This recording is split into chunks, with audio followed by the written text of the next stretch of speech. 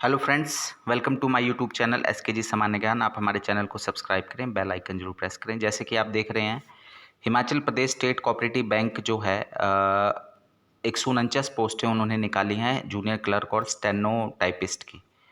और ये जो पोस्टें हैं वो रेगुलर आधार पे जो है वो भरी जाएंगी, कॉन्ट्रैक्ट बेसिस पे नहीं भरी जाएंगी IBPS मुंबई द्वारा। तो ज़्यादा जानकारी के लिए आप www.hpscb.com पर जो है वो विज़िट कर सकते हैं। फॉर्म जो है वो 5 जून 2021 से जो है आज की डेट से वो ऑनलाइन भरा जाएगा और 2 जुलाई 2021 उसकी जो है फॉर्म भरने की लास्ट डेट है।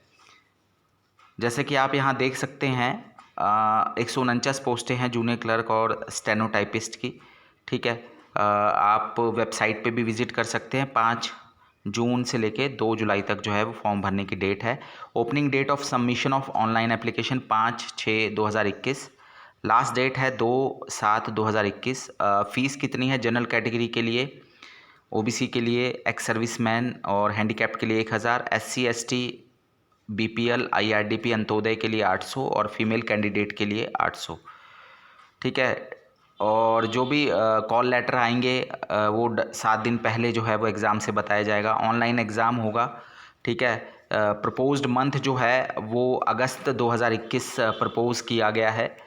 बाकी जो है डिक्लेरेशन ऑफ रिज़ल्ट, तो जो भी ऑनलाइन एग्ज़ाम होगा 15 दिन बाद उसका जो है वो रिज़ल्ट डिक्लेयर कर दिया जाएगा। ये पोस्टें हैं टोटल, अगर आप देख सकते हैं यहाँ पर।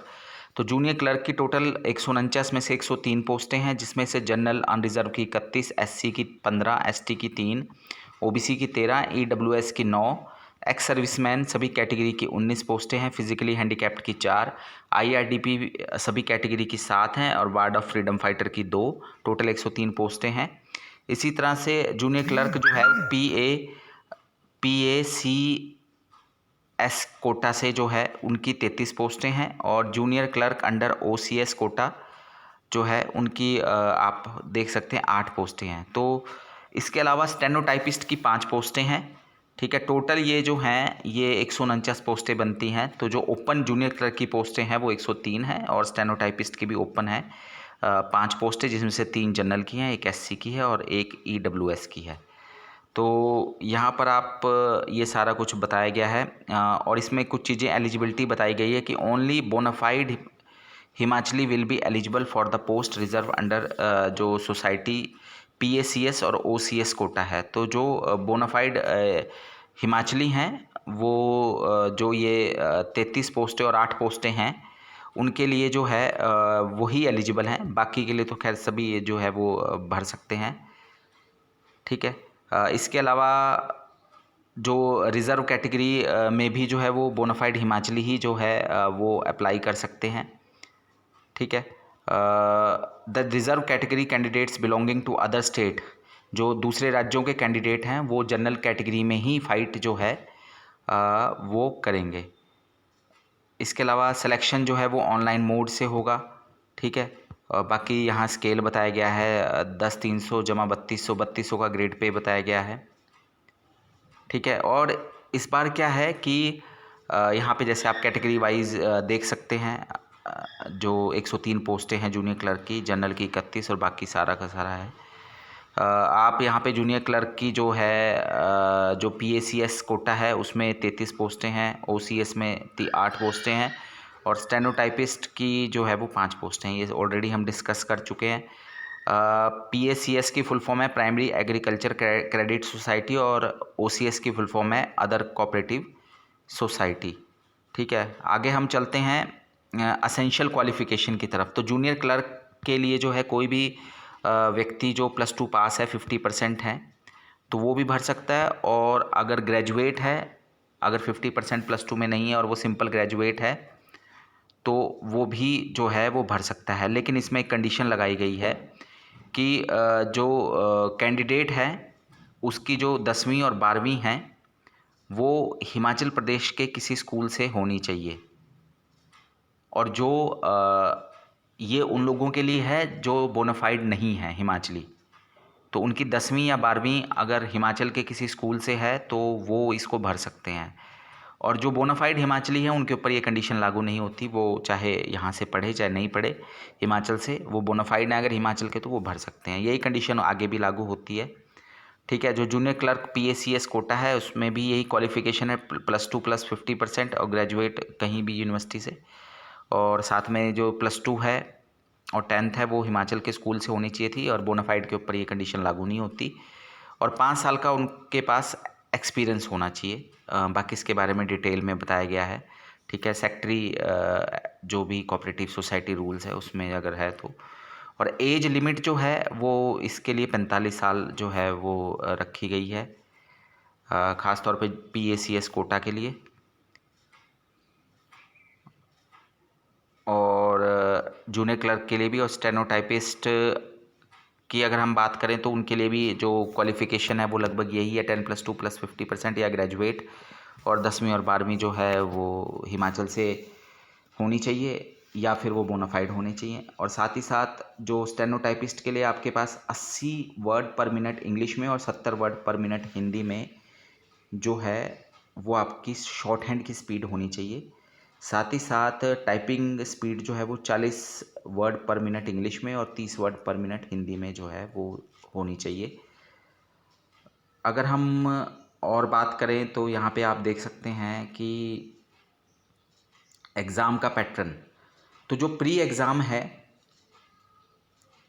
क्योंकि इस बार इन्होंने 2 फेजेज़ में एग्ज़ाम लेना है, तो प्री एग्ज़ाम है क्लर्क और जूनियर क्लर्क और स्टेनोटाइपिस्ट के लिए, तो उसमें 100 नंबर के जो हैं वो 100 क्वेश्चंस आएंगे, 100 नंबर के 30 क्वेश्चन इंग्लिश के होंगे, 35 क्वेश्चन न्यूमेरिकल एबिलिटी यानी मैथ्स के होंगे, और 35 क्वेश्चन जो हैं वो रीजनिंग के होंगे। तो टोटल जो है टाइम जो है वो 1 घंटे का पेपर होगा, ठीक है। 20 मिनट में आपको इंग्लिश का पेपर करना पड़ेगा 30 क्वेश्चन, 20 मिनट में आपको मैथ्स के 35 क्वेश्चन करने पड़ेंगे, और 20 मिनट में ही जो है वो आपके रीजनिंग के क्वेश्चन होंगे। तो टोटल आपको जो है 60 मिनट मिलेंगे, 20 3 उसमें सेशंस में, ठीक है। और जो जूनियर क्लर्क है उसके लिए जो भी 10 गुना कैंडिडेट हैं वो क्वालिफाई करेंगे, और स्टेनोटाइपिस्ट के लिए 20 गुना कैंडिडेट जो है वो बुलाएंगे। फिर मेंस एग्ज़ाम कैसे होगा, मेंस एग्ज़ाम में जो है वो फिर 170 क्वेश्चन आएंगे, 30 आप इससे देख ही सकते हैं। तो 170 क्वेश्चन आएंगे, वो 85 मार्क्स में वो कन्वर्ट हो जाएंगे। तो रीजनिंग के 40 हैं जो 20 नंबर के होंगे, न्यूमेरिकल एबिलिटी के 40 20 नंबर के, और इंग्लिश के 40 क्वेश्चन, और जनरल अवेयरेंस के 50 क्वेश्चन। टोटल 170 क्वेश्चन आएंगे, 85 में कन्वर्ट हो जाएंगे, और 15 नंबर का जो है जो भी क्राइटेरिया है वो आपको पता ही है, पहले तो इंटरव्यू होते थे, अब जो है वो इवैल्यूएशन का क्राइटेरिया जो है वो किया जाता है। तो ये 2 घंटे का पेपर होगा, 30 मिनट 30 मिनट 30 मिनट 30 मिनट, तो 170 क्वेश्चन जो है वो करने पड़ेंगे आपको। और जो जनरल अवेयरेंस है उसमें 25% जो है वो हिमाचल जीके के क्वेश्चन जरूर आएंगे, 50 में से 25% का मतलब जो है। और जूनियर क्लर्क के लिए जो PACS और OCS का कोटा है उसमें भी लगभग यही सिचुएशन है, ठीक है।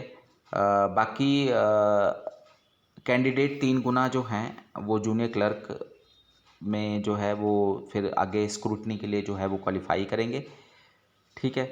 और स्टेनोटाइपिस्ट के लिए ये 6 गुना कैंडिडेट को कॉल करेंगे, ठीक है। स्किल टेस्ट के लिए 6 गुना कैंडिडेट, 20 गुना कैंडिडेट जो है वो जो आपका रिटर्न क्वालिफाई करेगा प्री स्टेनोटाइपिस्ट में, 6 गुना कैंडिडेट जो हैं फिर वो टाइपिंग टेस्ट या स्टेनोटाइपिस्ट के लिए क्वालिफाई जो है उनमें से करेंगे, और आफ्टर स्किल टेस्ट 3 गुना जो हैं फिर आपके जो है वो अपीयर होंगे स्क्रूटनी के लिए, ठीक है। तो candidate up to 6 times of vacant post in case of stenotypist category will be qualified to appear for skill test of steno typing या टाइपिंग जो भी है। बाकी सिलेबस यहाँ बताया गया है, ठीक है। टोटल मार्क्स फेज़ 1, ठीक है। तो प्रीलिम्स जो है वो क्वालिफाइंग नेचर का है, इसके मार्क्स जो हैं वो मेंस के पेपर में आपकी जो सिलेक्शन होनी है, सिर्फ प्रीलिम्स में 10 गुना या 20 गुना कैंडिडेट क्वालिफाई करने के लिए प्री एग्ज़ाम है, इसके नंबर नहीं जोड़ेंगे। मेंस के एग्ज़ाम के आधार पर ही जो है और प्लस 85 नंबर का जो उसका रिटर्न की वैल्यू होगी, रीजनिंग, न्यूमेरिकल एबिलिटी, इंग्लिश और जनरल अवेयरेंस, और 15 नंबर जो है वो फिर आपके डॉक्यूमेंट्स को इवेलुएट किया जाएगा, तो वो है। बाकी मेरिट रिटर्न और जो भी इसकी बनेगी वो अच्छा, इसमें एक चीज़ और भी है कि the overall minimum qualifying marks for online exam shall be 45% of total marks. तो आपको 45% मार्क्स जो है वो रिटन टेस्ट में लेने पड़ेंगे अगर आपको ये एग्ज़ाम जो है वो क्वालिफाई करना है। ठीक है, तो पहले प्री एग्ज़ाम 1 घंटे का होगा और मेंस एग्ज़ाम 2 घंटे का होगा। ठीक है, और इसमें नेगेटिव मार्किंग भी है, यानी हर चार, एक क्वेश्चन अगर आप गलत करेंगे तो 1/4 यानी 0.25 मार्क्स जो है वो आपके for every wrong answer 0.25 marks जो हैं वो डिडक्ट किए जाएंगे ऑनलाइन एग्ज़ाम में। ठीक है, और आपके पास 5 ऑप्शंस आएंगे। जैसे आमतौर पे ऑब्जेक्टिव क्वेश्चंस में 4 ऑप्शन होते हैं, यहाँ पर जो है वो 5 ऑप्शंस आएंगे, ABCDE तक आएंगे, या 1 2 3 4 5 तक। ठीक है, बाकी सारा प्रोसेस इसमें बताया गया है। और यहाँ पे स्केल दिया हुआ है, जूनियर क्लर्क का 3200 का ग्रेड पे है, स्टेनोटाइपिस्ट का भी 3200 का बताया गया है। ठीक है, बाकी आयु की बात की गई है तो 18 से 45 वर्ष के लोग जो है इसको भर सकते हैं। ठीक है, बाकी category wise SC ST ex service man physically, ये कैटेगरी वाइज जो है लगभग 5 साल का ज़्यादातर उसमें जो है वो आपको जो है इसमें छूट दी गई है। गवर्नमेंट एम्प्लॉय को भी इतनी छूट दी गई है। ठीक है, बाकी आप देख सकते हैं कैसे अप्लाई करना है। पहले एप्लीकेशन को रजिस्टर करना है, फिर फीस कैसे करनी है, डॉक्यूमेंट कैसे स्कैन करना, अपलोड करना है, ये सारा कुछ जो है ये आप जो है जो उनकी साइट है HP स्टेट कोऑपरेटिव बैंक की, वहाँ से जो है जो शुरू में बताई गई है वहाँ से आप जो है वो उसको पूरा वो डाउनलोड कर सकते हैं। फ़ोटोग्राफ चाहिए स्कैन करने के लिए, सिग्नेचर स्कैन करने चाहिए ब्लैक इंक से, 4.5/3.5 सेंटीमीटर का लेफ़्ट थंब इम्प्रेशन चाहिए। ठीक है, handwritten declaration white paper पे स्कैन करके वो भी देना है।